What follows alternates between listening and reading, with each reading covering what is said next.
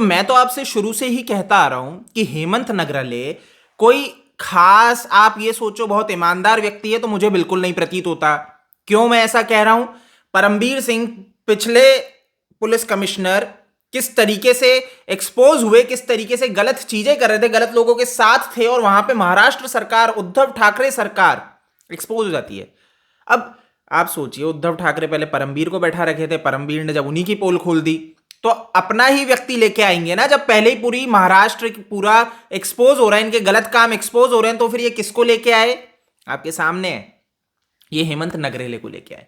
अब हेमंत नगरेले का एक और मामला सामने निकल के आ रहा है। देखिए, नॉर्मली जब आप इस तरह की ड्यूटी कर रहे होते हो जहां पे आपको दूसरों का भला हितैषी बनना है, वहां पे ये क्या कर रहे हैं, खुद ही के जो इनकी पत्नी रही है, पूर्व इनकी एक्स पत्नी जो रही है, तो उनको जो भत्ता दिया जाना चाहिए वो नहीं दे रहे हैं।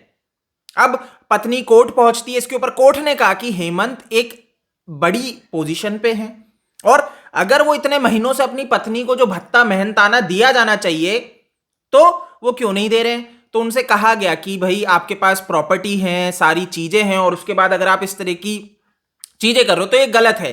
तो उनको समय दिया गया और कहा गया है कि आपकी जितनी भी आप आईटी रिटर्न और ये सारी चीजें आपकी प्रॉपर्टीज हैं, उन सबका ब्यूरो कोर्ट को सौंपा जाए।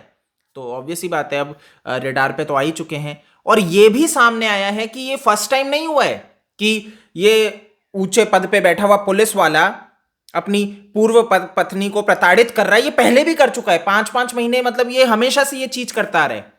अब आप समझ सकते हैं कि आज मुंबई में जो ये पुलिस कमिश्नर परमबीर को रिप्लेस करके बैठा है, ये व्यक्ति कैसा है। या आप क्लियरली देख सकते हैं कि कुछ चौंकने वाली बात नहीं है। और क्यों आज भी महाराष्ट्र के अंदर क्राइम बढ़ ही रहे हैं। पहले परमबीर सिंह की हाजिरी में रहा, अब इसकी हाजिरी में रहा, तो असल में जो जड़ है क्राइम की वो तो उद्धव ठाकरे सरकार है। ये महाअघाड़ी सरकार जो बन चुकी है, इसका गिरना जरूरी है, तभी ये गंदगी हट पाएगी। तभी ये जो वहां पे क्राइम हो रहे हैं, हर किसी का मर्डर कर दिया जाता है, फिर उसको सुसाइड या फिर एक्सीडेंटल डेथ बता के केस को शट करने का प्रयास किया जाता है, ये तभी थमेगा। तो दोस्तों, हमें ये समझना पड़ेगा और इसके ऊपर बोलना पड़ेगा। आज नहीं बोलोगे तो देर हो जाएगी, फिर कल को हमारा कोई करीबी के साथ कुछ बुरा होगा तो फिर वही कहावत रह जाएगी, अब पछतावे क्या हुए जब चिड़िया चुग गई खेत। तो ये गंभीर है, इसको समझिए। और अगर आप समझ चुके हैं, आप आवाज उठा रहे हैं, तो आपका सब्सक्राइब जरूर से बनता है इस चैनल पे। जय हिंद।